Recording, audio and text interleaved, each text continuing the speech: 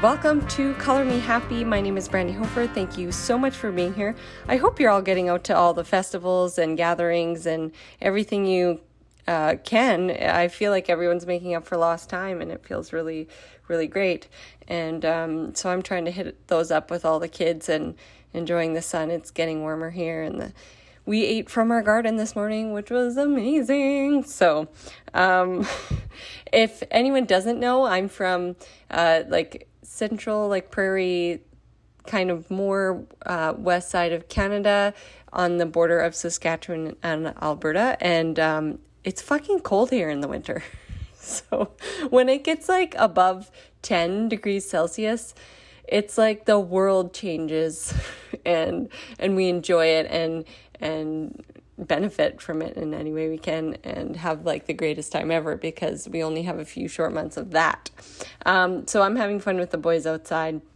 A word from our sponsors. We celebrated our 50th episode. Last episode was our 50th, which was so cool. And our sponsors, Red Bicycle Communications and Nouveau Aesthetics and Laser Center, are the reason why we're able to be here and chat with you and do what we do. So thank you. Our self-care tip today is from Vanessa at Nouveau. And she says, self-care is not selfish, it's necessary.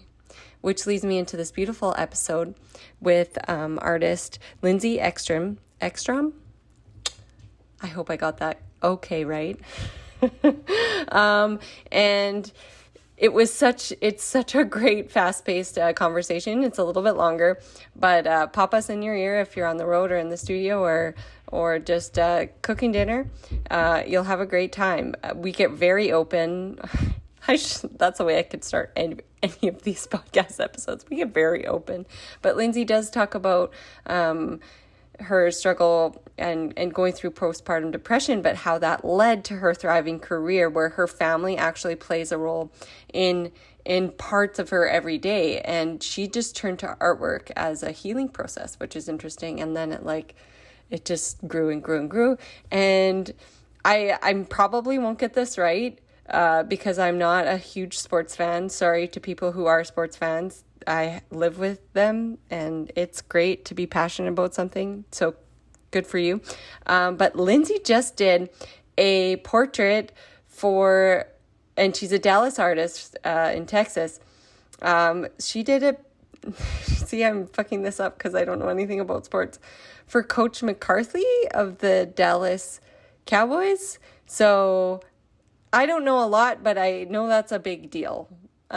She just did a custom artwork of his portrait. She does these really funky portraits in these really great frames, and you'll have to check out her website. But the Queen and Lady Gaga, and she also does a lot of fundraising and has a really big heart. And I can't wait for you to hear the episode. And also, in the links, I will put our free tips for, speaking of portraits, because Lindsay's such a rad portrait artist. We have a free download for people who are interested at all in creating portraiture, and that's any age, any artistry level. So I'll put that link in the notes. Also, you can just find it very easily at our Instagram link or at brandyhofer.ca, right on the banner there. It's free. Check that out and enjoy this episode and enjoy this beautiful summer, wherever you are. It might be winter too. I do have some friends in South Africa, and New Zealand and places like that. And I know it's not summer there, but you guys get nicer weather. Anyway, I'll stop rambling. Enjoy this wonderful episode. I have some really big news that I hope to share with you soon. I'm going to sing the tune, and you can message me if you'll guess what I'm going. I won't sing the words because that will give it away. This girl's going to with her art. But I can't share anything about it. I'm pretty clearly jazzed. Do people say jazzed? Enjoy this episode. Bye, friend. Club. It's a guessing game. It's a crapshoot what comes out of my mouth. Yeah. But for the most part, it's nice. I bet that's what podcasting is, because I listened to a couple episodes of yours, and you can set all the intentions of the world of this is what we're going to talk about today, but based on what happens in your day and the influence of your mood and like your thoughts, I can get on like one subject talking to someone. And then with my ADD, especially, like it jumps to one thing to another. Oh my And then all of gosh. a sudden I'm like, wait, I'm really passionate about this specific thing. So we're going to lean hard into this. So Yeah, it's always, I never know what's gonna happen, and I'm like, I will be polite and not swear, and I will not talk about vaginas or no, like, never it's make just that like, promise. no, Never. vaginas You know better specifically. than A to make that vaginal promise. canal. I did it. There we go. Labia. Anyway, So yeah. We were talking about how important it is to say yes to community outreach. That's where we started. And I was like, we got to start recording this because it is, and we always, we all know this, well, most of us do, that giving feels like what, 80% better or something than receiving. So giving doesn't necessarily mean money. It doesn't necessarily mean a gift. Giving can be your time and your energy and whatever you know, your talents, sharing your talents, and or advice or a compliment. And I said I never say no, and all of a sudden the schools have figured that out, and I've been asked to do like 4 things this month. And yeah, I did a portrait class, and now I'm doing a mural tour, and I did a podcast talk on the student grade 7 podcast this morning. Oh, that's so cool. What was it about? Was so sweet. It started off with do you know, I don't know, but some people I know have like partners or husbands who, when they have to do something, they have to poop before you go. Like some people have the nervous poop, right? Yes. So, oh my God, I'm gonna get in so much trouble Why? for this, because from it's your not me, it's my husband. Oh, I was gonna say, wait, why is it people's husbands? That's me. Like, it's not even. Oh, are you a nervous It's like, pooper? oh my gosh, if I were, I love it too. Like, it's not a negative thing. It's like, I'm blessed with this. When I walk into an art store or Michael's or Hobby Lobby or like anywhere, it's an excitement thing where I'm like, I'll get to work and I get really excited. I'm like, okay, we've got to take care of this. It's like, I don't know. It's like, it's cleansing for you. So your husband's in good company. Yeah, whenever I'm like, hey, at this time we have to be somewhere, and it's just always that.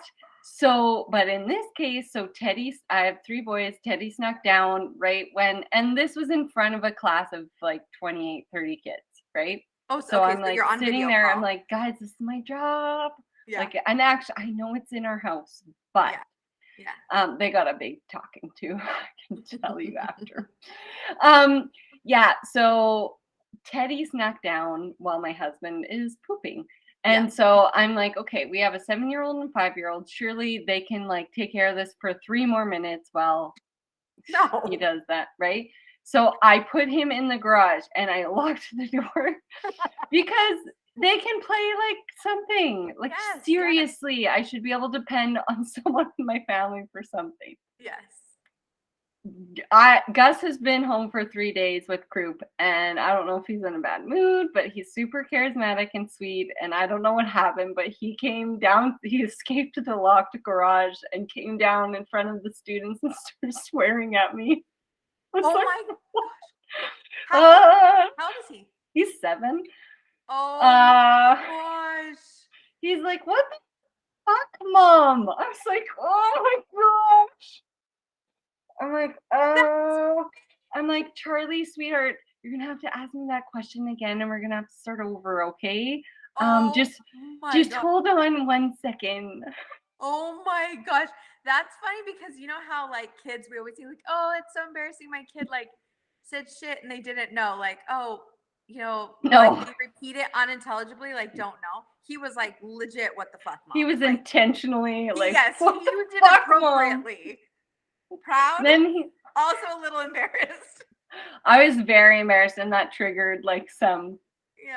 And so that was a little bit of a rough start. Like, I was hard to like keep my composure after that, because naturally I wanted to be like manners. And again, the whole, this is my, like, you guys have to take this seriously. Like, this is my actual job. This puts food on our table. This is, you know, one of the things of many that I do. But anyway, so I will say Naturally, I always end up in a pickle. I will say though, the beauty of that for you, and like I know it doesn't make it any less emotional or like triggering anxiety wise. For you, your authenticity in your life, like not separating professionalism from motherhood, that you, which is like what totally drew me to your work.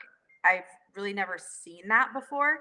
Is like when your kid busts in and starts calling you out in cuss words, and you know, it's like it's so real that it's almost like it just is like the epitome of your work. It's showing up it super really, authentic. yeah, I mean, because I don't really have a choice, right? I did You have totally a choice. You Yeah, totally have I a choice. could put my kids in childcare and Or never have see your them. studio elsewhere. Yeah, yeah. And I chose the home life because I've always loved just being with family. Like when I was growing up, I was always like, come play with me. You know, the annoying sister who's like, let's hang out, let's watch a movie You want to together. build a snowman. Yeah. So yeah, I was Anna. Yeah. Hello. Elsa. Psst. Yeah, that's me. Psst. Let's go play hockey in the living room with the sock. Like I was so desperate. Oh. Anyway, yeah. No, so and I did make the choice I did have a full-time career in something else. And I chose to, pursue this and I like how it shows up in my work. So it's like all magic by chance, happy accidents that came together, and I'm so glad that it ended up inspiring. And I talked to Erica B. Hess from I Like Your Work podcast, and we did a live together, and I was like, when I did the Gus series originally, and when I started working with Gus in the studio, I had this, like, I had heard Ashley Judd speak about, she like said cunt in a speech or something, and it really like lit my fire, and I wanted to make this really feminist series, and it just didn't happen because I was in the throes of motherhood, and I wasn't connecting in the same way. I was like, so I wanted to be like, I definitely have that feminine energy. And she's like, what is not feminist about you saying that you can have a career, be at home? She's like, that and create with your kids and call it serious art. That is a feminist statement. That is showing women that they don't stop when they reach motherhood. It is like, for me, it was the pinnacle of my career. It's like my voice, my message, it's like part of my mantra. It is it doesn't make it less. And in fact, it's the most. It's like most. I'm a way better creative as a parent than I was before. And yes, I still get the odd you are not an artist, or you should take the word art from your website. I was like, what the fuck? That's so weird. It's so part of it. I was a gallery will never take you on. I was like, I'm in 2 galleries currently while we speak right now that represent me. What? And so you have to like take it with a grain of salt and kind of let it like really get mad about it, and then you use that energy and be like, I can. Are you like that? Like when someone says you can't, you're like, that's a challenge. Like the epitome. My little sister's an intuitive, and like a couple of years she used the word rebellious for me, and I'm a very conservative person in general. Like I think in the worldview, I'm a mom, and like I don't drink alcohol, don't smoke weed, like especially in the art world, I feel like I'm relatively conservative. I think that's a superpower, by the way. To be conservative? To choose like, because those things, and not against people who choose to, but it is kind of a superpower to choose that you are a better person when you're not doing those things. I just never have. I was raised good for you. Mormon, so like I've never had exposure. Like I hadn't seen an R-rated movie till I was like 24. Like very, very I was not raised that way because my mom actually was raised really, really nuns Catholic. all the that. pendulum typically swings from one to the So other she was because like, there's not a ton of balance. Like there's a right. lot of extremeness. But I haven't swung the other way, but like my art and my personality within a very Christian world is rebellious, which is funny because I'm not like I'm like not. Yeah. But like in the context of my world, I choose to like be rebellious a bit. And I do have a very rebellious heart. So mine comes out more I don't want to say business wise because I have a really hard time separating my art from business because I have more of a business background. I have no art background whatsoever. So, yes, someone used the term starving artist with me one time and I was like, want to fucking bet? Like, watch me. And Yeah. so, but honestly, that has more to do with like my intentions and desires in life. Like, I want to make money, I want to be quote unquote successful in this way. And so, the term like starving artist or like you can't make money at this or whatever was like the biggest fuel to my fire. And yeah. Clarity, because it gives you the Yeah. chance. Actually, I do want to do that, and Yeah. you can't tell me that I cannot. And I can make money from doing it. Like there are people who are doing that. There are a lot of people who are doing that. And it's not going to be this. What I've figured out is that everyone's path is unique.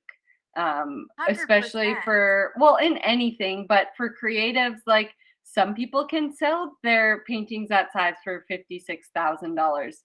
I would love if that would be me one day, but for now, I do need to find a way to supplement that, like, so I can make whatever I want whenever I want, and still make a living. And I am figuring that out. And I do like to be multifaceted because when I did get paid and commissioned, like when I took on a lot of that, and that is a good business move to be like, okay, and to take on and to have to say no and increase your prices. Like I was there and I stopped.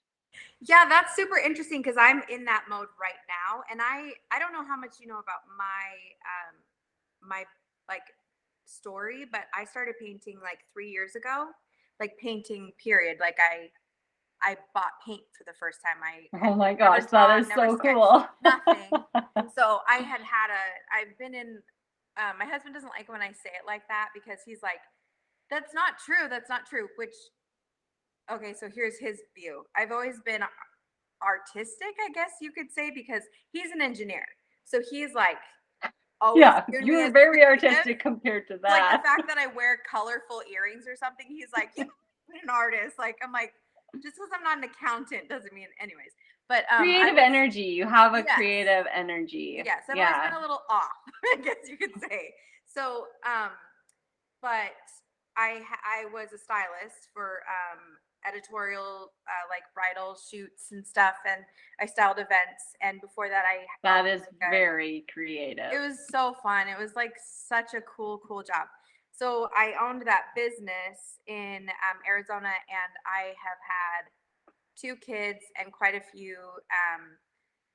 We had tried to have more kids in between each of them, and after a few miscarriages, I was like, I'm done. This is like emotionally too painful. Physically, it was not good. Oh, I'm sorry to hear So that. yeah. So after my last miscarriage, I was like, I'm done. I think I was probably like 32. Yeah, I was 32, and it ended in like an internal infection for quite a few weeks. And like I said, being raised Christian, I really felt like that was my calling, not exclusively, but yeah, subconsciously, I really felt like I'm supposed to be a mom of a lot of kids. I'm supposed to be a stay-at-home mom. And I felt like I kind of failed at it because I had one 8-year-old and one, gosh, she was probably 12, and that was it. And so I was like, I'm done. I leaned really hard into my styling business. I was super happy. I'm very happy working, very happy creating. And then my husband's vasectomy was scheduled, and I got pregnant for the last time. I got pregnant, and we were like, oh shit. And like, it was so odd to feel disappointed because I'm very, very, like, my mind is so strong. I know this about myself that, like, I can be happy in any situation. I can be pissed off about any situation as long as I, like, get my mind around it. Mm. And so I had finally, like, convinced myself, like, okay, it's just not, you're not meant to have any more kids. Let's lean into the work. Like, all right, we're happy about this. This is my new life. It's going to be amazing. And I'm going to be such a good mom to these 2 kids. And let's do it. And then 6 weeks later, I was pregnant, and I was like, honestly, I No, wasn't. no, no. I wasn't imagining a child from that pregnancy. I was imagining another 6 month long issue with a DNC and a Mm. 4 month, or like a 3 month long pregnancy, possibly and my pregnancies are awful. Like, I get eclampsia and, like, issues, Oh. really, really intense issues. So I was super disappointed, and I was like, seriously? And anyways, but he's here. He's 5 years old now. His name is Fox, and he's the light of my life, and he's amazing. But so what happened was, it was another semi-complicated pregnancy, and in the middle of it, I was like, this kid's gonna come, like, he's gonna be born, and I'm now gonna change gears and be super happy about having another kid again. But I need to sell my business. So I sold my business successfully. It was amazing, blessed my family, the money from that.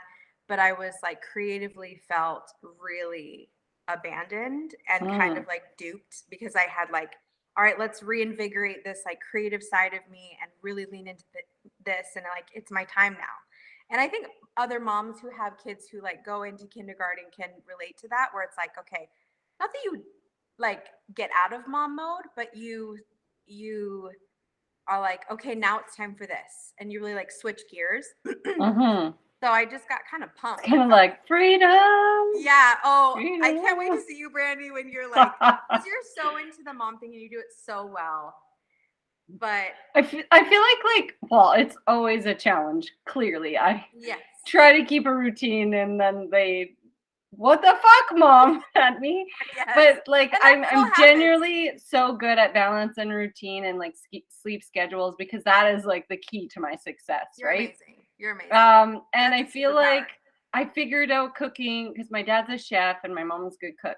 So I'm like, I already know how to cook. I already know how to get all this stuff. I know how to grow the things, and I know how to, I'm like, Yeah. that no longer is exciting to me. Like, that's just like an automatic Rote. part of my Yeah. day. That's just like not like the dishes and shit like that. And I'm an advocate for, if you don't like to do something, you can find Hire it someone out. else to do Yes. it. Yeah. I hire it all out. Cleaning, I have Yeah. to clean. I clean my ass off every day, but I do not scrub my toilets or do Yeah. the showers and stuff. Yeah. So, and I made it work so that happens once a week, because I also live with animals. Yeah. So they're You gross. can't do it all. You can't. I can't do it all, and I won't, and I choose not to. So You do a lot of it, though. oh yeah, like, I'm there, like, we'll be interrupted, and Yeah. I'm present, like, that is love it. important to me. That's awesome. And I make it work. But yeah, once they are in school, what You're gonna be where's the world gonna unstoppable. go? Like, Yeah. I'm going to Greece now. It either will be difficult for you, or you'll be so unstoppable, because you. Oh, I don't think it'll be difficult. Okay, let's be honest. I'm ready. I hit a point kind of last summer. I was like, I don't want to do this anymore. Like, I don't want to be, this is getting a little old. Like, Yeah. and it's because we live on a street with 56 other kids. Yeah. And the end of summer, I'm just like, I'm all kitted out. Yeah. Does your partner, one thing I don't know is, does your partner work out outside of the home? Yeah, so we Okay. have it's a Windsor Plywood. It's like a building supply store. Okay. I have access to wood panels Oh gosh, galore. jealous. Yeah. And So wood's expensive. yes, yeah, it got ridiculous. What a hack. Yeah. I still pay for it, but just at cost, right? Like an ongoing tab there. But yeah, like, say I need this arch cut, like, we just go cut it. It's pretty That's so convenient. Yeah, so but it's also very flexible. So his dad started that business 30 some years ago. He still takes, and he's a great parent. Gus, our oldest, is in hockey, and he takes him to all the hockey because I said I'm not hanging around there with 2 other kids. That's not fair to the whole family. To one and it kid's feels like doing a lot something. of a time suck. Like when you do as much as you do, sitting still isn't really an option. No, so I no. can do a lot of the family things, and sometimes I will. Like I take my daughter to ballet, and I'll sit in the car and work on my social media stuff. But it's just like a lot of balance. It's balancing. It's Totally. it's like finding those little windows. And if it's 15 minutes, you utilize it and milk it for, like those, you figure them out throughout the day and how everything works. Figured it out. Yeah. Oh, so gosh. if anyone hasn't figured out. Okay. So who's the person that you listen to the podcast? Jen Sincero. So she's got the badass books, like You're a Badass at Making Money, Badass awesome. Habits, Badass. Like she was just like, she's just like a relatable, honest, authentic individual, which I really connect with. Like I have trouble with, and of course this makes sense, right? Male narration for books, like obviously I'm not going to connect that. But Jen, she's like, so I'm starting this book about badass habits, but I'm tackling a mountain of onion rings currently, and who am I to talk about habits? But like she does it in such an approachable way, and yeah, all about mindset and manifestation and finding your mantra. And she literally, the money mindset, or You're a Badass at Making Money, like I was ashamed to order that book, number one. Why? Saddened, because I had money things, like I wasn't worthy, there was no example of a business woman or entrepreneur in my life, or the fact that a woman could own a business, or I deserved money. There was a lot of issues around it. Are you that sat in my garage for 2 years, that book on the thing. And finally I was super pregnant, I think, with Teddy, and I kind of started it, but still hiding it, like within another book, or like on the side, like flipped over on the driveway while my kids were all over the street.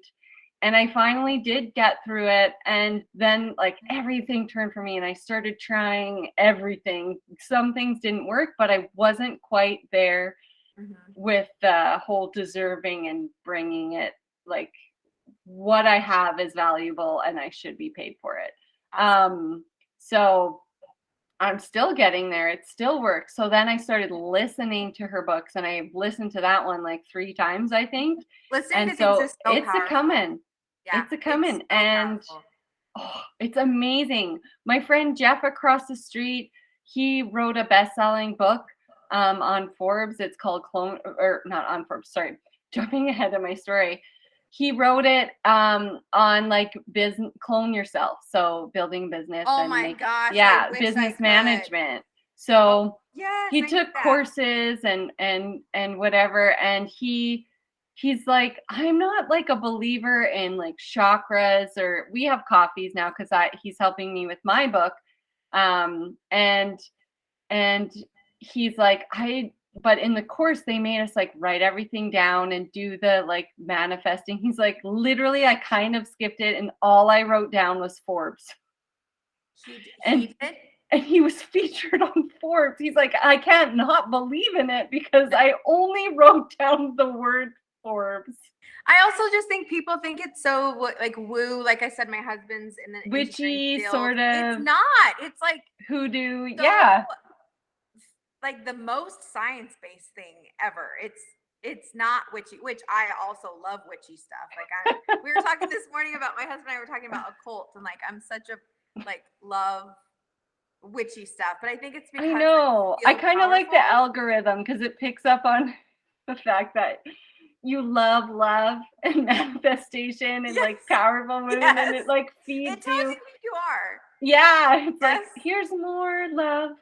Yes, I was at an art studio opening the other night, and like I'm bouncing all over the place. I'll have to go back to like. I know, so sorry. We're both very like. Yeah, we're 2 artists. What are you talking about? But I was at this art studio opening in downtown Dallas, and Michael Shellis. He's so talented. And like for me, he seemed like more of a, and I had never even met him before, with just like Instagram. I'd watched his stuff. And one of my clients is also a client of his. And so we went to the opening, but he, in my mind, is like I don't, word stereotypical is like a bad word in my mind, but like quintessential artist. He's a guy, he's handsome. He wore like an open white. Do you have like scruff? Yeah. Yeah. And like, so his studio is like in downtown Dallas, and you can like see the skyline, and like everyone at the party was so swanky, so sexy. So like, they were very young though. And I was like, this is a young crowd. Like, I mean, I'm 37. They were probably young 30s, late 20s, but like, it was so cool and so amazing. And like, anyways, I'm jelly. I live in the middle of the prairies. Dallas is so wild. I'm from Alaska. I'm from like the woods. And cool. Oh my gosh, I have to hear your whole story from start to finish after you're done this one. But anyways, I got there and I'm like, this is so cool. Like, I just did not, like, I don't have a normal trajectory, and I know no one has a normal trajectory, but like, when you imagine someone who would end up being an artist, I imagine Michael Shellis, where I'm like, this is so cool. And it's so funny because I still feel very outside of it, not in a negative way, but just like, I can look at it and be like, oh my gosh, he's a real artist.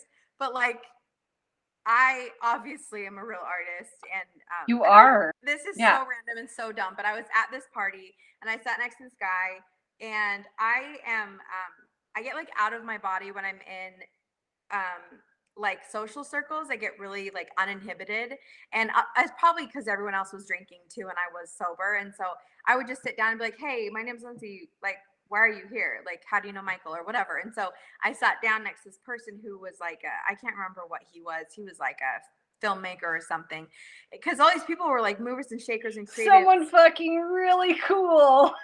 And I was like, so wild. Like, I'm either in my studio by myself or like at church. Culture shock after being locked away for 2 years. Yeah. You're like, so, hi, weather, clouds, art painting.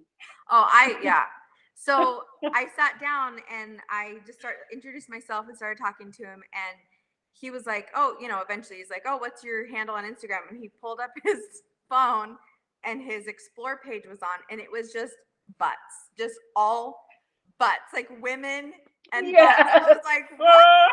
I was like, bye. Like, but it was so funny because you saying the algorithm, that story popped in my head. Oh, back to where I was. So I started my business, and I got through my pregnancy, and my little guy Fox was born.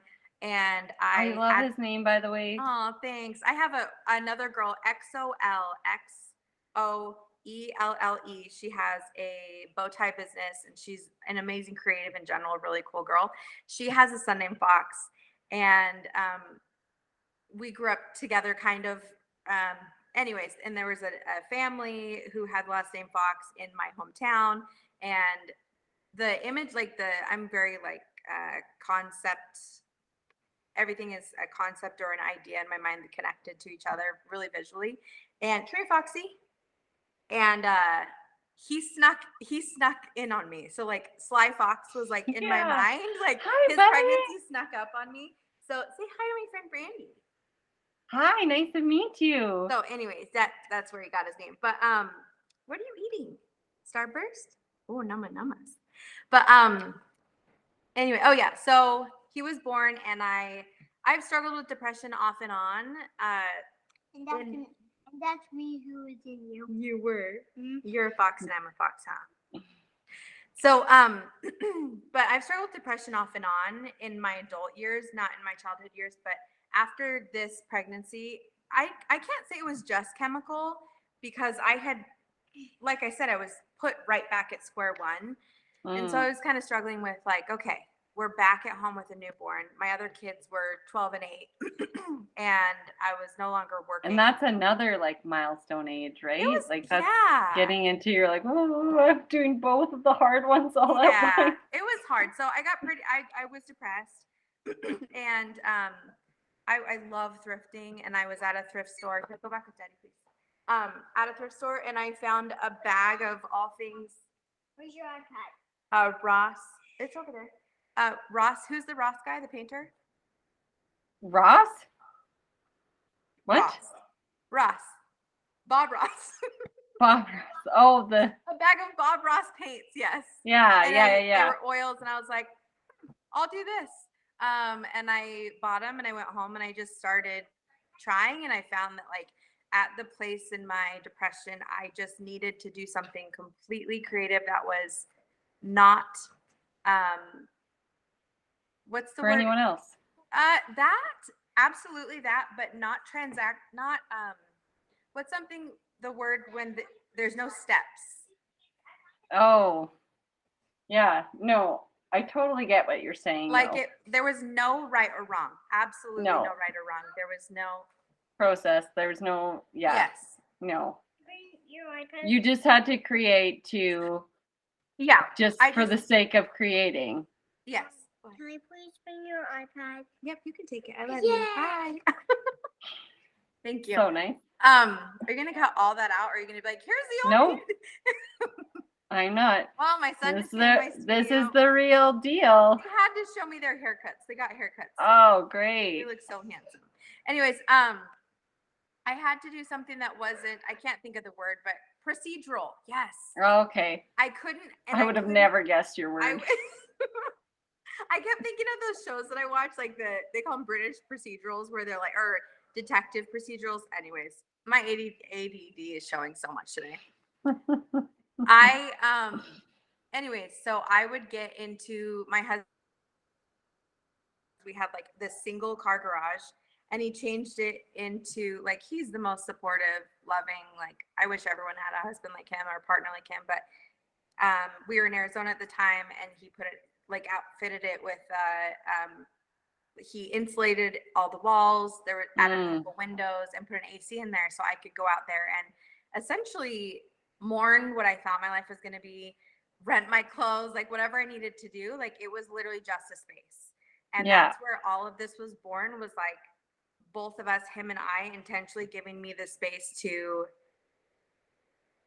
feel everything. And I just want to chat about that for a second, because I think that is like the number one step into like moving forward. It's so important in anything you're doing in yoga and in self-care. Like the best thing and the best way to practice self-care is creating your space, and finding balance and fitting that in.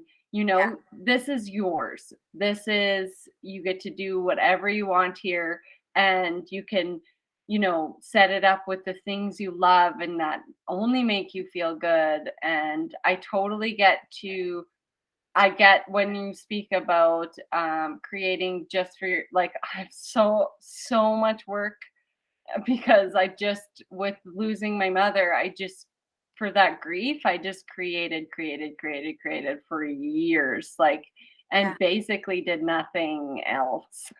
And not until I spoke with Mona from Art Moms United did I realize I was creating to process, you gotta feel motherhood. Yes. That was big. Going into the throes of motherhood and experience grief all at once. Like that's so much at one time. And I too struggled with depression. Before that, thankfully, that didn't happen with my pregnancies, and it was like the hormones went the other way. Great. That's awesome. So that was a blessing for sure. But so you created this space, and did you instantly, like, were you drawn to portraiture, or no, were you exploring? I wanted to do, I'll show you. Yeah. This is what I completely intended on doing was, we called it getting my colors out. Aaron would be like, my husband would come home from work, and he'd be like, go out and we called it my studio, which I loved. Like we always like I've talked about manifesting. I set a lot of intentions around like what I want something to be, and like treat it the way that I want it to be from the get-go. Like I'm not gonna, go out in the garage, Lindsay. Like he'd be like, go to your space, go do what you like. I'm home now. Like he'd come home from work and I go do that. So I just wanted to like get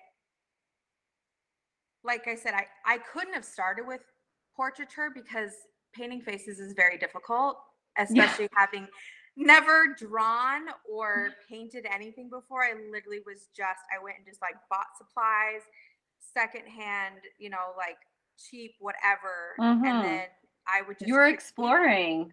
Right. And the way the Yeah. portraits came around was I love podcasts and I listen to a lot of content about history. And I didn't know that's what I was doing because I just like psychology. Like all I knew is that I liked people.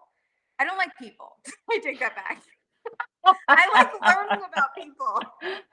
Like I don't want to be around a lot of people.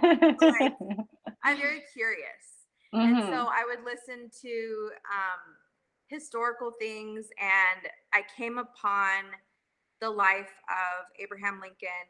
And once I heard that he struggled with depression, I just got um, really connected to his story. And he at one point was trying to treat his own depression, not on his own, but like what people were treating depression with at that time.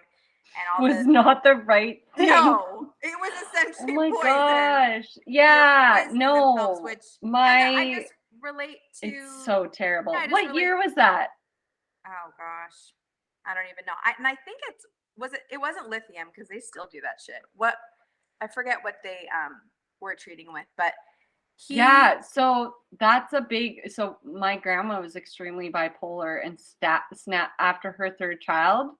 Like it's a big like medication for depression. Like it is a big fucking deal. She third child, postpartum depression. She was snapped. She started like just in postpartum depression. So typical postpartum.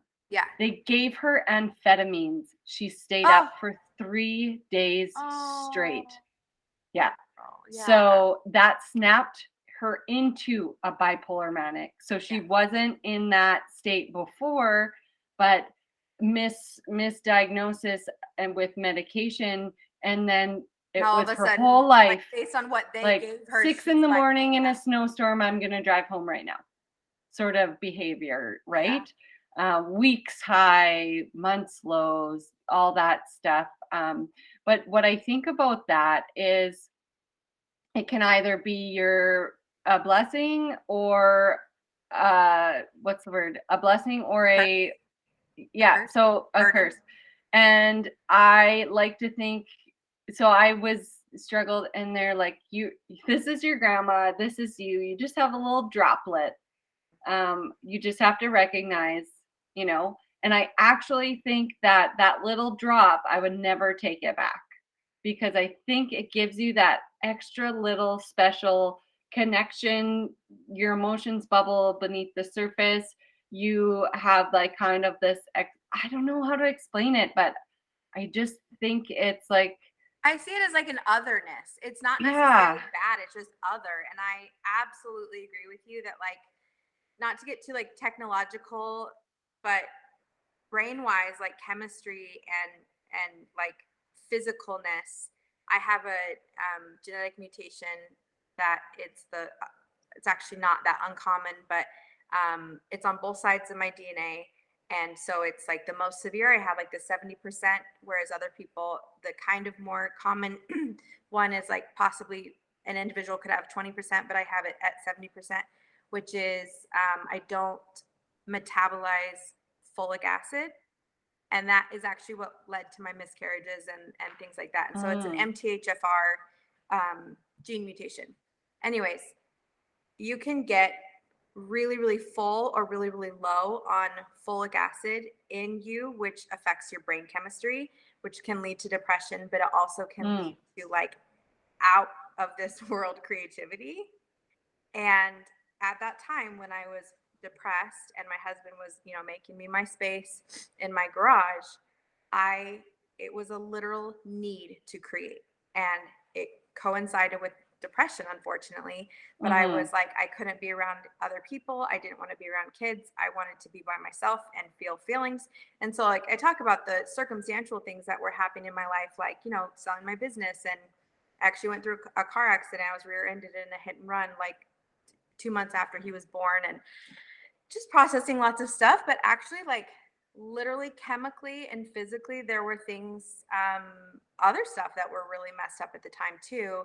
But I say messed up, but just different. They were different. And my reaction, the way that I coped, and I feel so blessed that I had the space to, and the privilege to be able to go and process this, where other people might, don't have a partner that comes home and says, go ahead and go do this, or, they have to work.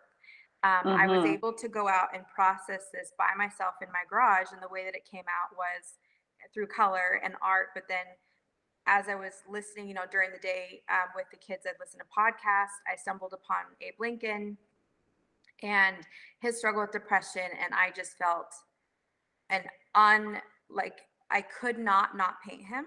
It was undeniable. Like I had to paint him. And so the first person I painted was him, but I painted him in a tracksuit, giving a peace sign with yeah. He had the different beads on his bracelet of different calming things, smoky quartz to protect against evil and certain things. And so there's a lot of symbology in my art. I think a lot of people who see it, it's very silly and funny and fun, like it's George so Washington fun. and a Louis Vuitton and a Cuban chain. It is quirky, but like every single one of my pieces, it's funny because I don't realize, it took me a while to understand that when people see my art, they're seeing it and they don't know the thought process behind it.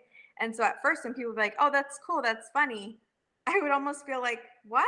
It's not funny. It's like so meaningful, but they don't know the process about it until I tell them. And so explaining my art is actually a really big part of my art. A lot of artists don't explain their art for good reason, but the symbology behind all of it is like a really important part to me. So we sell prints, and when we sell prints, on the back it has we call it a key, but it explains all the symbology in each piece. But anyways, that was the first person I painted, and then after that I just was felt so took off. I got better and better, and eventually I think in 3 months I sold a piece, and I was really shocked and surprised, but I didn't think it was a one-off. I was like, oh, people like it, and I love doing it. And so I started doing it more and more, and it's been 3 crazy years of my husband just quit his job and now he works for me. And ooh la la. Yeah. You got a new space, right? Yeah, we expanded. We're in 3,000 so square good feet now, and it's amazing. It's been a wild ride. So is that like a separate, or that's your new space and you live there? No. Or so we had a space. I had a space in I live in McKinney, Texas. We were in downtown McKinney in the historic downtown square. I love that place, but they don't have any large spaces. So we were in 2 studios. One was a workroom for him and one was a studio for me, and they had a door in between. And that was 700 square feet. And then we found one a mile away that's this. It's I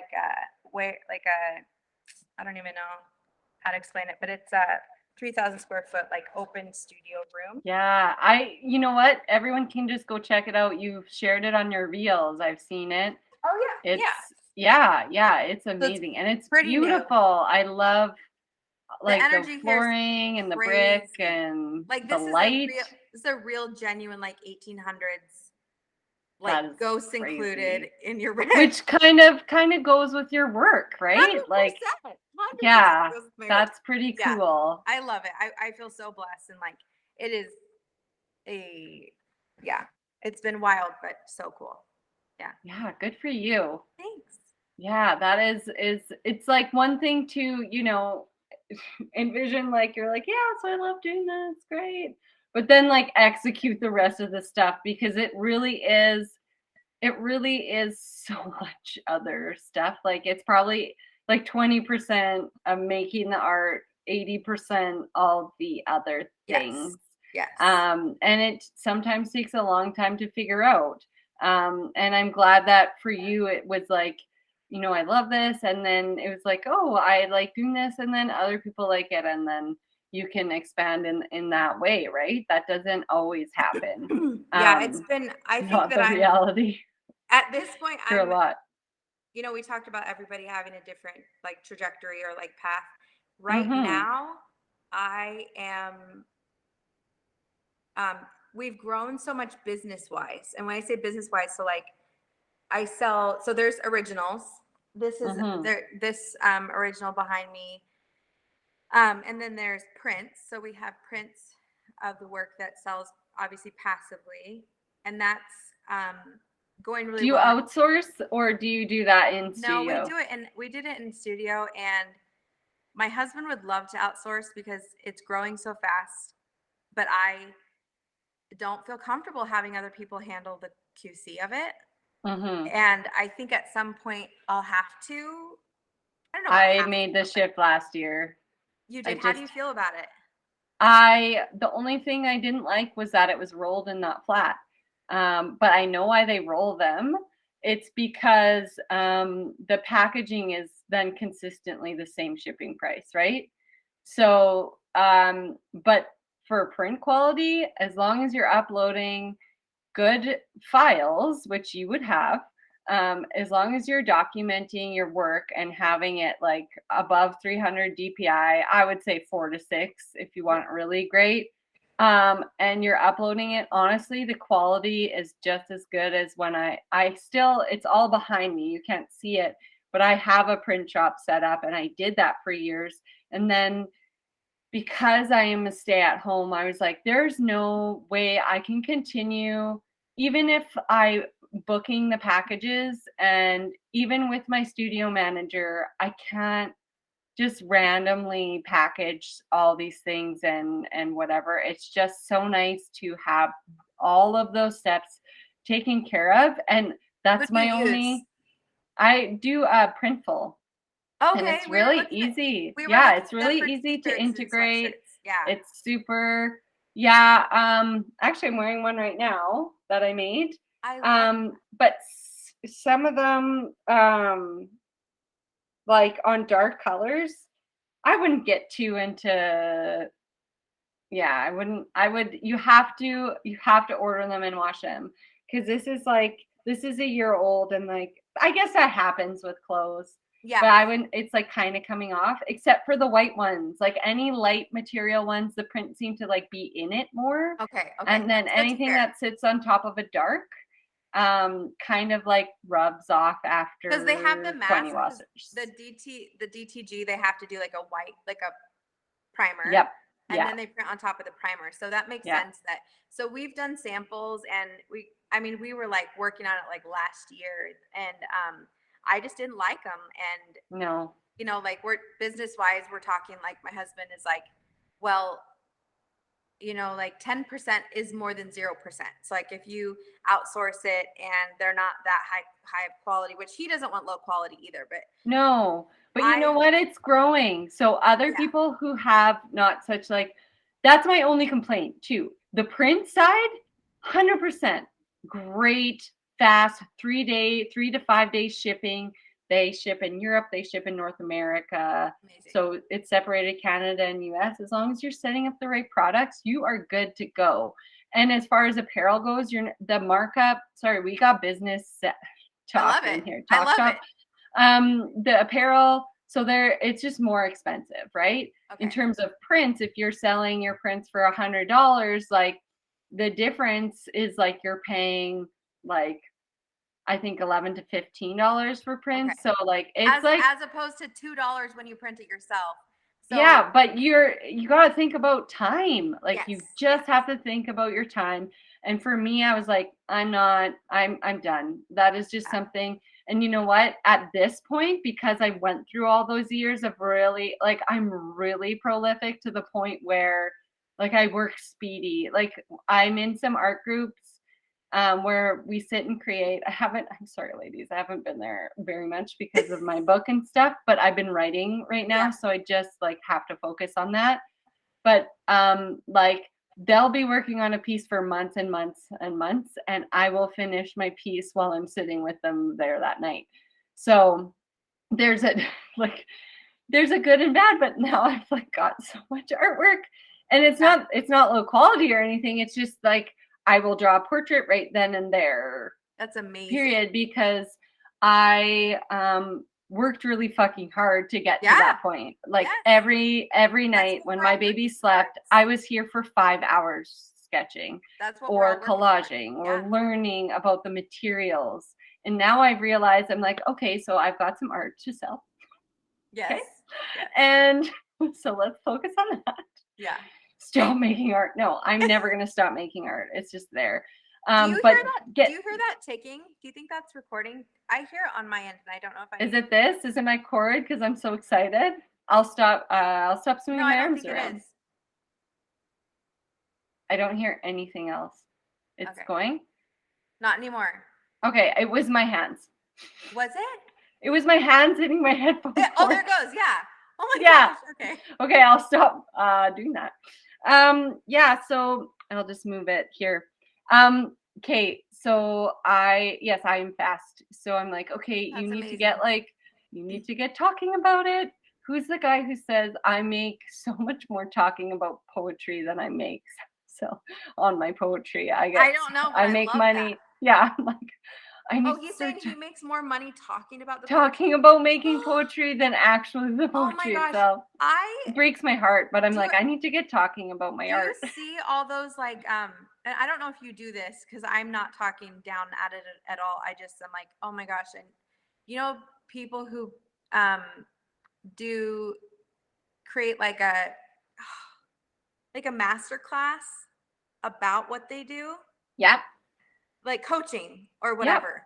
Yep. No, it's becoming humongous. Such a big thing right now. And I just am like, I'm not that I'm saying I'm considering it or would do it or anything, but I look at it and it's like, that's the kind of the direction that a lot of creatives are going. And I'm just not done making art. I literally was feeling that on the way I was driving in today. I thought, I'm 37, and the older I get, the more I'm like, I have so much left to do that I want to do. Like, I wish I could clone myself just to experience more. Like, the better my life gets, the more I'm like, oh my gosh, I want to paint all the things. I want to. The magic is flowing. Oh my gosh, yes. And I want to go, like I have family from Mexico, and I want to go spend 2 weeks down there with them and like absorb all this inspiration. But it's like, and my grandma's 95th birthday is up in Washington, and I want to go do that. And I want to be, my family's text thread has like been going, but I've been trying to finish this one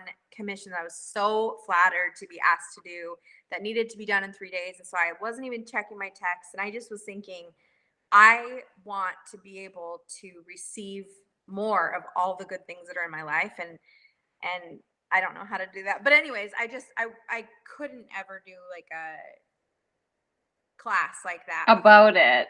Yeah, I think it's just different. Like I've been doing it 15 plus, almost 20 years now. So I'm your age. I'm 36, turning 36. So it's just like, again, a different journey. Like I created, and I connected to it. Earlier. When did I did. And you know what? The art world was really different when I started. Okay. Especially for females, right? We're just coming into a time where we're all finding our voices and asking for equality. Yeah. There was literally like there's just no examples. There was no place. We're making a place. Like the only Canadian examples were males, and their partners were gallerists or whatever. They had an inn, or I was just like trying to figure it out. There was no social media. Like it was at the beginning of social media. You know how much social media meant for creatives and expanding? Like to start at a different time. If I had started so my first collection and solo show, well, it was out of school, but let's say my one professional solo show was my Olivia series, and it was at a gallery and it sold out.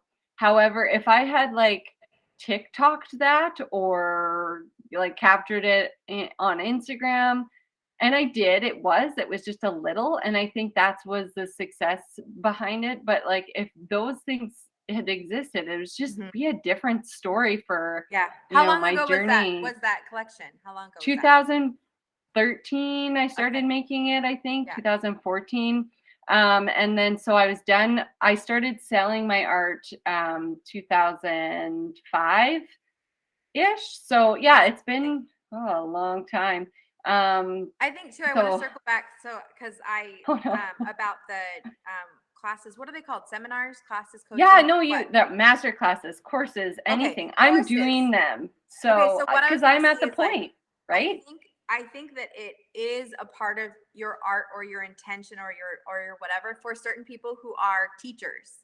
I'm not Yeah. a teacher. I'm like a, I don't even know how to explain it, but like my creativity is very selfish. Like I And love that's it. okay. Totally, it's just how I am. Yeah. It's not, yeah, it's Yeah. not wrong. But when I see someone who's like giving, like there is of service, like their soul is that is their purpose, is to be of service. I'm And I think that's why motherhood is kind of hard for me too. It's really difficult for me to be of service 15, 20 hours a day. And so those years where I was, you know, uh, getting through it or like totally enjoying my kids, but absolutely I'm built different. I am different than the Brandies of the world who are just like, that's their juice. Like your juice is motherhood. And it doesn't mean it's not difficult, but like it's, I don't know. We're all different. And so I think No, and I you love that naturally they're, come by things and some people don't naturally feel the same way, right? yeah, it's all work. It's all work. It's just whether or Mm-hmm. not you feel that purpose within you to do it. Like art isn't easy for me. I have worked my ass off to gain the expertise in it. But the thing is that it bubbled up inside me so much that that's all I wanted to do. Like Mm-hmm. I have so much desire to do it, and I think that's the difference between all of us. That you know, you can see somebody who makes something look easy, and it's like, no, this is still hard. I still bang my head against the wall and be like, feel frustrated or whatever. But it's like I can't not do it. Yeah. It's all I want to And do. people always ask me like, one woman she was a mentee of mine, and I'm not a huge, I don't do this all the time, but I did because she was just the best. And she Yeah. was like, I'm gonna quit nursing and go back to art school. And I was like, no, don't. Why? So just do it. Oh yeah, Just do art. do it. Just do art. Just Yeah. do it. I'm like, you're gonna go, 60 grand in debt for 4 more years or 80. I don't know what it is now, Mhm. but like, no. And she did. She's on fire. She's like, it's all I can think about. It's all I want to do at the end of the day. I sneak down there.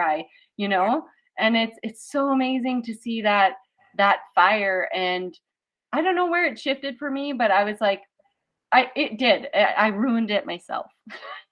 What? But I had to learn that, like, Yeah. that Oh, I totally. didn't want to be paid to paint things. Like, Yes. I want to sell my artwork, no doubt, but I cannot take on that heavy 100+ commissions a year anymore. And so for a while, I had to take a break, and that looked like writing and finding other ways to find income streams. Yeah. Yes. And That's where the and passive with business income. leaps, that also costs money. So Yeah. some of that stuff didn't work, and it did cost me a lot of money. But I'm figuring out like what those are and what that is. But One bridge. Everything's visual for me. So like one bridge for me to be able to create more of what I want to instead of taking less commissions. I just like literally quadrupled my prices. yeah. And Someone I'm should have getting told me that faster. halfway through. I told people that literally halfway through while I was in that. Like, Verna, my friend Verna Brown is like, Verna, you need to increase your prices. Like, why did no one tell me that? Oh yeah, because I'm like So 100 tired. plus, girl. That's crazy. It was insane on top of motherhood and doing my own work. And Yeah. honestly, I was like, that was worth like triple the money that I received from it. It wasn't, I did increase my prices, and now it has like been to a place where, and I took the stuff that I don't want to do anymore, and I'm like, this is pictures of what I do. Mhm. So it's the difference of, and I'm not ashamed to talk about money, it's the difference of making $400 and $4,000. Yeah. On what? I On what? on on a painting, on a custom How painting. big? So Let's I get think 30 specific, by Brandy. This stuff turns me on. 30, Money 30 turns me on. okay, 30 by 40, right? A 30 by 40, 4,000. I don't know. Whatever. And then the smaller You pieces, used like to sell that for $400. no. The smaller pieces are $400. Oh, So okay. there was smaller ones. I took those out, and now I'm not. I remember it shifted when Ekaterina Popova said on our CAT for short, said on the Art Queens one of the talks. She's like, I don't sit down for more than $1,000. I was like, girl, you crazy. And then her goals used to be $10,000 a month, and now they're $100,000 a month. And again, I was like, girl, you crazy. And now I'm like $10,000 a month. Yeah, no, she's fucking smart. She's Who is it, Kat? a cat. Or are you not in the Art Queens? No, I literally listened What? to Murder. That's I thought that's why we were friends, because the algorithm puts us all together. no, Art Queens. That's hilarious. How did Here's- we meet? We just did. Oh, I just found you. I just freaking love your did? art. It's amazing. Oh, you're so nice. Thank you. I will say too, I have learned a lot from you on being authentic. I'm very authentic. If you meet me face to face, I can't hide who I am. I'm not able just to say it all out loud. Yeah, I say it all, but you're able to be a little bit more curated if you want to as a business. Like I said, I've come from the business world and I don't share a ton about myself. But when I saw your life collide with your art, and then your art is you as a mother, it was so inspiring to me. The thing is that I don't include my kids in my art, and I don't want to. No, I don't. Like you would have your art would look very different. It would. Right? I can't. You and can't. Also, that's your thing. Like that's your thing. But I can include more of the truth of who I am, which is like my son coming up to show me his haircut on a Friday, and then being like, "Ma, can I have your iPad?" That's honesty, and like my juice in life. We've talked about like what really fuels me is honesty and intimacy, like truth of people. That's why, like, when I look back at a biography of a person and I see the world sees, Abe Lincoln as XYZ, that, he was a president, he was into creating equal rights for people or freeing the slaves, certain things which isn't wrong. Those things are not wrong about him, but this is what we remember him as, and we've labeled him. I get so much emotionally and like vibrationally from learning a wider truth about someone, and we can't really ever know the whole truth about people, but we can sure as heck know a lot more than what we just see on surface value, and those are just stories that we tell over and over again. But there's so much depth to each person, and that's really the juice. And for me, is like every time I have a subject, I research them for at least 2 weeks, and I listen to every podcast, every story, every YouTube, and I'm very, very dyslexic, so everything is audio or visual. And so while I'm doing abstract, getting my colors out, I'll be listening to a documentary about someone, and then you listen to a documentary done by a different perspective. Like the Brits will tell it differently than the Americans will, and then an indie creator will tell it much differently than a BBC or somebody who's like from a big media company. And so even that, just the nuance of people's beliefs about certain people is so interesting to me that I get really, and then eventually when I create the portrait of someone, it's my perspective. So like, my Einstein, that's your interpretation. Yeah. So my Einstein that's right there.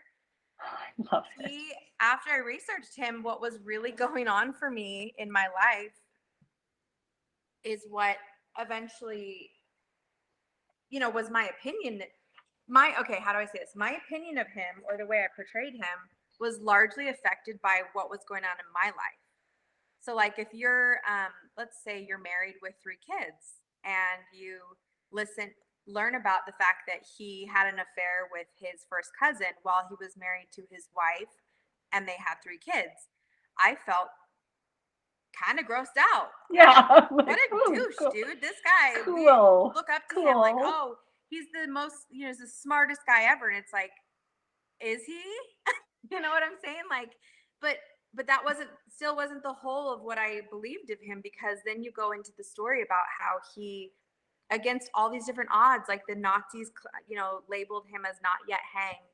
And he was such a pacifist, and he like wrote papers about the ignorance of war. And he was a rebel, which I totally connect to, in the sense that when he was a professor and he would attend these colleges to teach, there were rules like that you had to wear socks, or socks and shoes. And he's like, fuck no, I'm not wearing socks. Like, he wore women's sandals because he liked to let his toes breathe. Like, that's my kind of rebellion, because like I'm not gonna go like snort a line of crack cocaine, but like I'll totally be like, I'm not gonna wear socks just because you told me I have to wear socks. Like, Yeah. so I relate to him. I see myself in him. I admire him, but then also I'm like, dude couldn't keep it in his pants. He always was like looking at all these other ladies, and his wife was an amazing, amazing mind, like an absolute equal to him in all ways. And he decided I dropped so many. No wonder my kids swore this morning. I really, it angers me how much history skips the incredible women that were, like you said, equal to these men that were documented. They were simply not documented, or there not was just no equals. value. She helped him arrive at exactly the theory of relativity. Like Teddy Roosevelt's wife, like all those people, they were great for a reason. Yeah. Right? Yeah. None of us do it alone. Yeah. And Mary Todd, Lincoln's wife, like and you know what? There is the history to be had. It is to be had. It's just, it gets snipped down into snippets. So when we're in, like fourth grade history class and we're being told it, they're not going to tell you the whole truth. And it's not necessarily like, sometimes it is malicious in the way people rewrite history, but sometimes it's just quick, and it's like, all right, the highlights of the thing he's most known for isn't for cheating on his wife or for marrying his first cousin with saggy tits on his second marriage. Like, you can find all these informations out, but it's not like the highlight, and we don't have time to go that deep. And so I really do see my work as such a luxury, that I get to go so deep on so many different people and find these nuggets of like, oh my gosh, this person that we have put up on a pedestal and been like, you're amazing, he was taking like poisonous tablets in order to try to treat depression. And like, I can relate to that. And he did something so incredible, and so can I. Like, I am doing incredible things. Like, it's such a luxury to learn about people holistically. And yeah, I love it. It's my favorite. You're into it. You're into it hard. So into You're like my friend Catherine.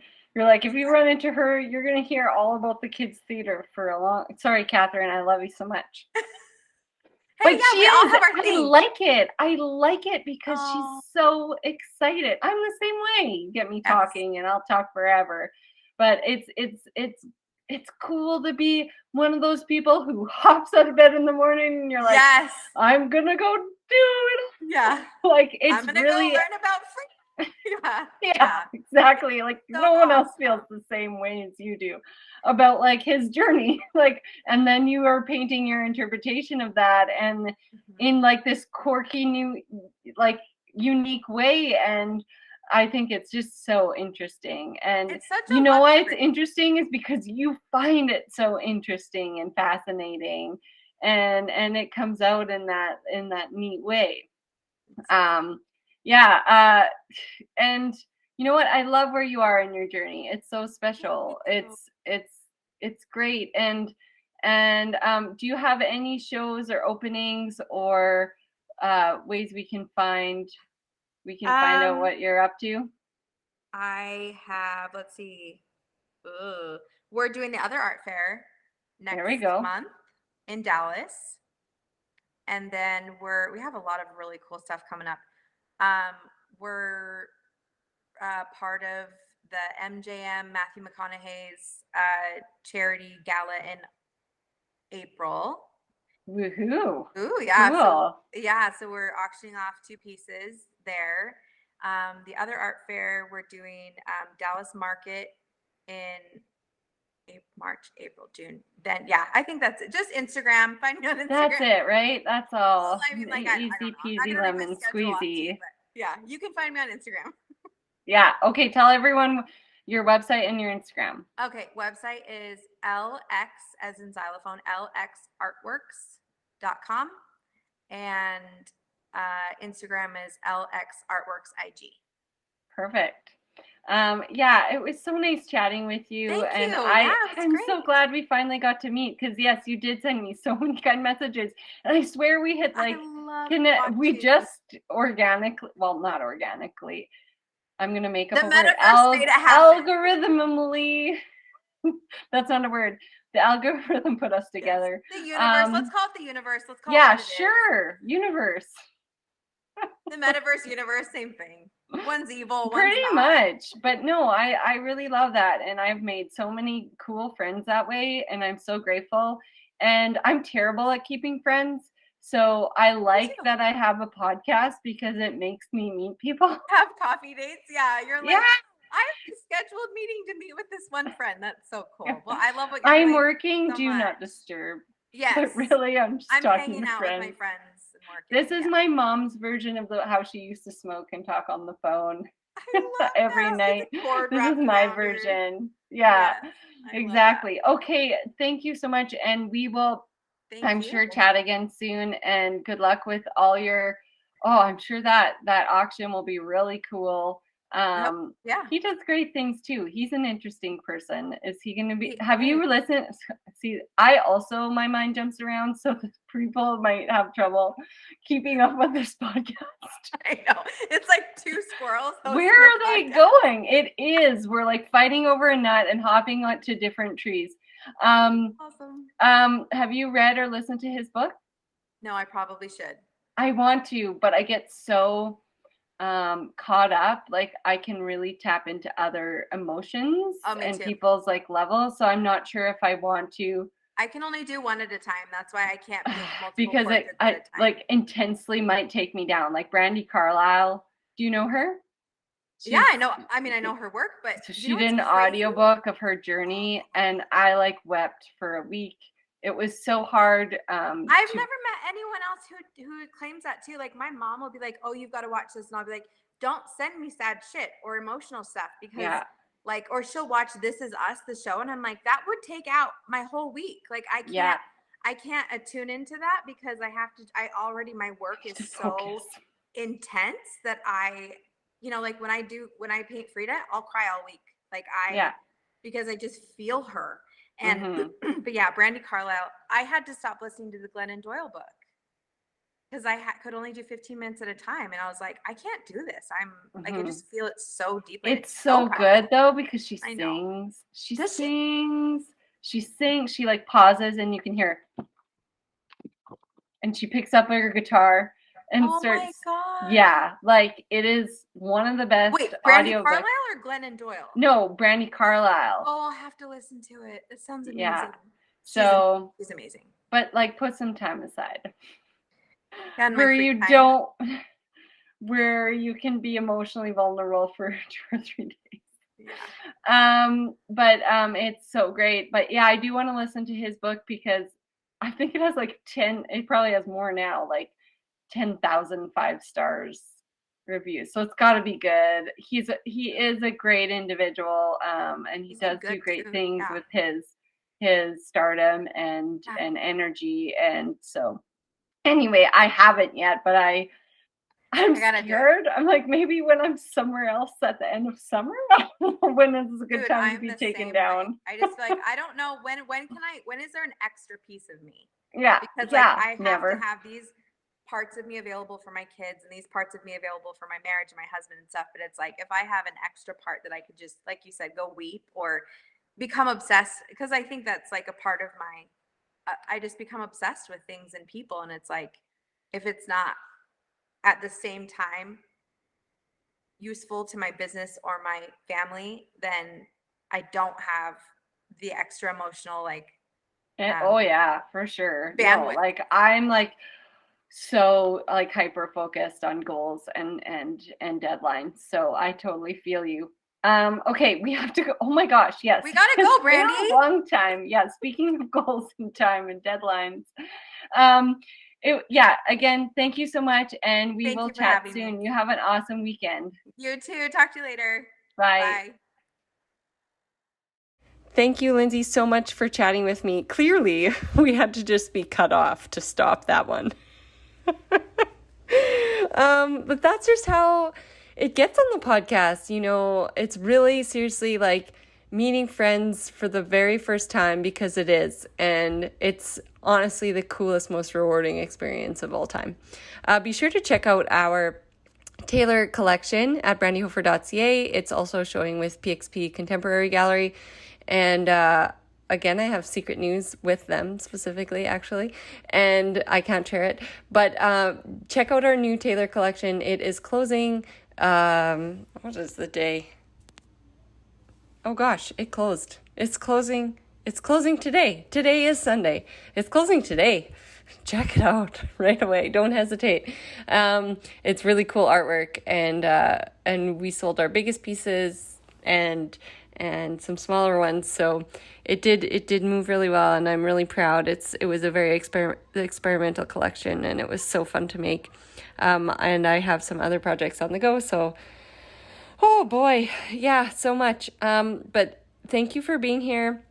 And I want to thank our sponsors of Red Bicycle Communications. We are going live with them. Well, not live, but we're doing a session actually in Red Bicycle on their signature green couch with some local ladies who are pretty big badasses here in our community. And we're going to talk about collaboration and working together and working in your community and reaching out in your community to help you thrive and grow, and how it can be beneficial for your business. So I'll be talking about that more, and you'll get to see the live video of us in Red Bicycle chatting with 6 women. It's going to be super powerful. I'm, again, super jazzed about it and super hyped up. And thank you for your time. Thank you for being here, and we'll talk to you soon.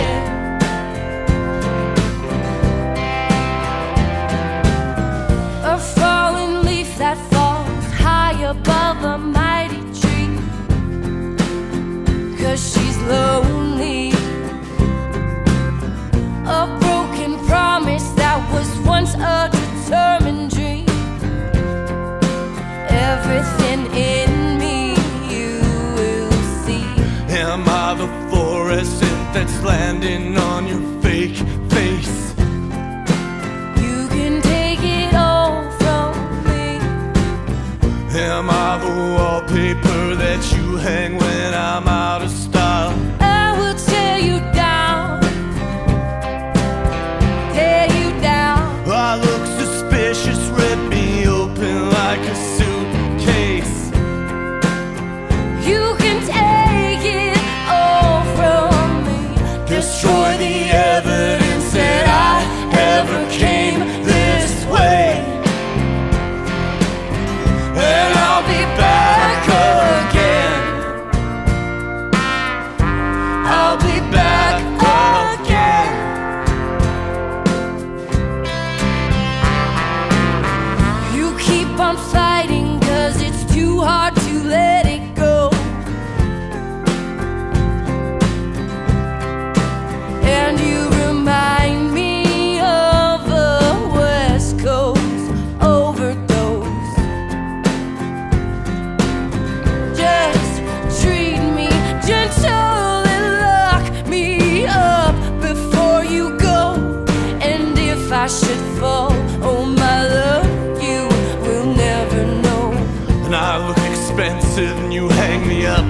like a